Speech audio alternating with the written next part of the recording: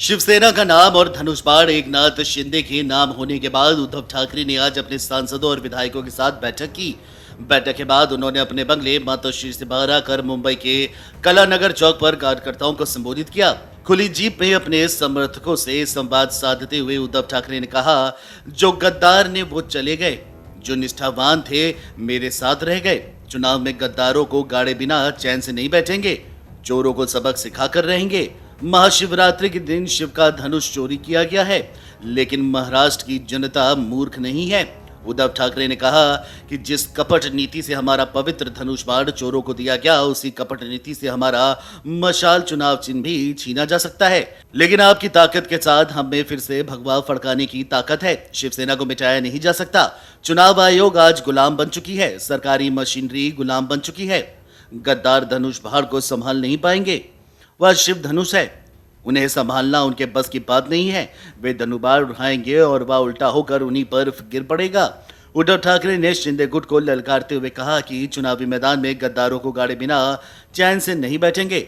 गद्दारों को चुनौती देता हूं, मर्द हो तो चुनावी मैदान में धनुष बाण लेकर उतरो। जनता दिखाएगी कि असली शिवसेना कौन है। धनुष बाण संभालने के लिए मर्द होने की जरूरत होती है।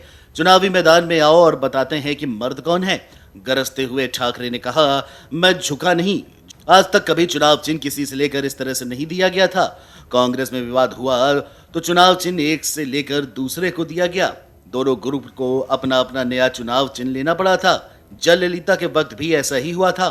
जो आज हुआ वो कभी नहीं हुआ था। आज हमारा पवित्र धनुष बाण हमसे छीनकर चोरों को दे दिया गया है। चोरों को सबक सिखाकर रहेंगे। कंधे से कंधा मिलाकर छत्रपति शिवाजी महाराज का भगवा फिर से फहराएंगे। शिवसेना समाप्त होने नहीं सकती, कोई इसे खत्म नहीं कर सकता।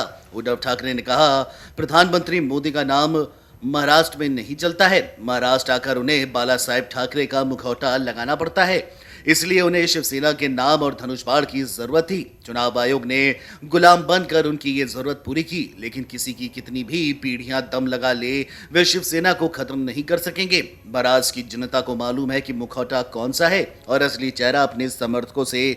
उद्धव ठाकरे ने कहा, आज आपको देने के लिए मेरे पास कुछ भी नहीं है। उठिए, जागिए, चुनाव की तैयारी कीजिए, यही मेरा आपको पैगाम है। गद्दारों को गाड़े बिना अब लेना नहीं आराम है। शिंदे गुट ने हम पर कई आरोप लगाए, उन सब का जवाब देना है, उन सब का हिसाब लेना है। आज से ही चुनाव की तैयारी में लगे। हालांकि जहां एक तरफ उद्धव ठाकरे चुनाव के लिए तैयारी की बात कर रहे हैं, वहीं अब उद्धव ठाकरे की पार्टी का चुनाव चिन्ह भी छिनने वाला है। चुनाव आयोग ने एक और अहम फैसला किया है। इस फैसले के तहत अब ठाकरे गुट को शिवसेना उद्धव बाला साहेब ठाकरे नाम और इसका मशाल चुनाव चिन्ह इस्तेमाल करने का हक सिर्फ महाराष्ट्र के आगामी विधानसभा उपचुनाव तक ही रहेगा। 26 फरवरी को पुणे की कस्बा पेट और पिंपरी चिचवड़ सीटों के लिए वोटिंग होने वाली है। 26 फरवरी के बाद ठाकरे गुट ये नाम और निशान भी इस्तेमाल नहीं कर पाएगा।